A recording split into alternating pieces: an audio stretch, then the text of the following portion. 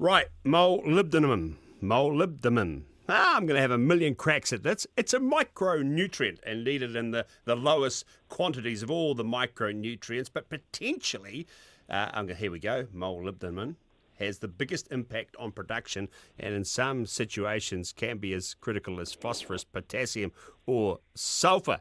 Now, to stop me molybdenuming around this, we're going to talk to the expert, Dr. Jamie Blennerhassett, Innovation Leader, Balance Agri-Nutrients. Jamie, look, it's not sort of a micronutrient that kind of makes it onto the dinner table conversation, but why is it something that we need to pay more attention to? No, you did right. Molybdenum is not something you hear talked about over dinner very often, but it is something that pastoral farmers probably should be paying more attention than many of them do. Molybdenum, or moly as it's more commonly known, is a micronutrient that plays a critical role in pasture production in a number of ways. And one of them is that it has a key role in converting nitrogen into protein within the plant, but probably the more important one is the role that it plays in nitrogen fixation by clover. So moly is needed by the rhizobia bacteria to convert atmospheric nitrogen gas into ammonium, which the plant then uses for protein conversion. So without it, clover production is significantly restricted, and with it overall follows pasture production is restricted as well. I'm going to call it molybdenum, but how common is this deficiency? Well, it's probably a little bit more common than what people realise. The vast majority of the South Island has tracts of land that is responsible to moly. And in the North Island, you've also got areas like North Island and Hawke's Bay that are particularly prone. But outside of that, you'll find that most other regions have areas that can be deficient. It just really depends on specific soil type and also the pH of the soil. Right, how do I know whether I might have an issue with it?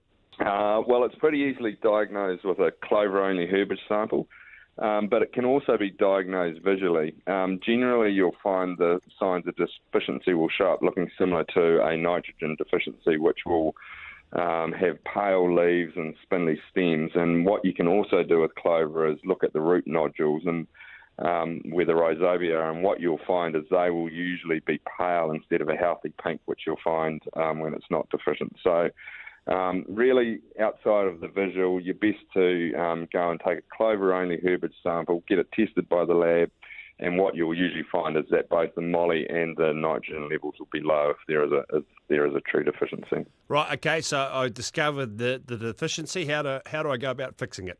Well, it's pretty easily fixed, actually, by including moly in your annual fertiliser applications. It's actually required in very low amounts, and it can be as little as 50 to 100 grams per hectare. So in the case of moly, a little goes a long way. One of the problems that you do have, however, is that getting a good even spread with it when you're requiring such low amounts. So what we've done here at Balance is we've looked at trying to fix the problem by creating a new product called Nutrimax Moly 1%. And it gets around this because traditionally what you find is moly fertiliser has had a concentration of about 10%.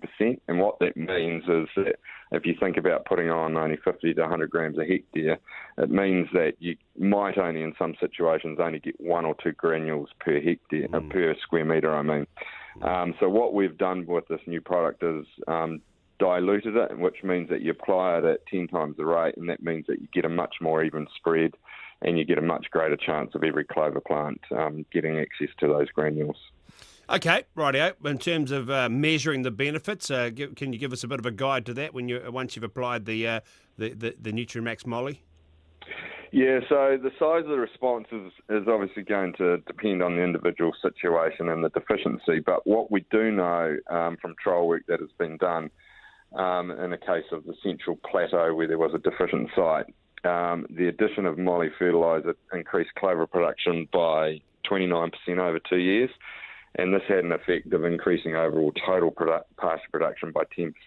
So, it's pretty significant numbers, and what it really shows is that in situations where moly is deficient, it's equally as important, even though it's required in very low amounts, it can be equally as important as either phosphorus, potassium or sulphur. So I guess my advice is when it's so easy to fix, why wouldn't you look at considering moly in your fertiliser as you do with all the other major nutrients? Radio Live Rural Exchange.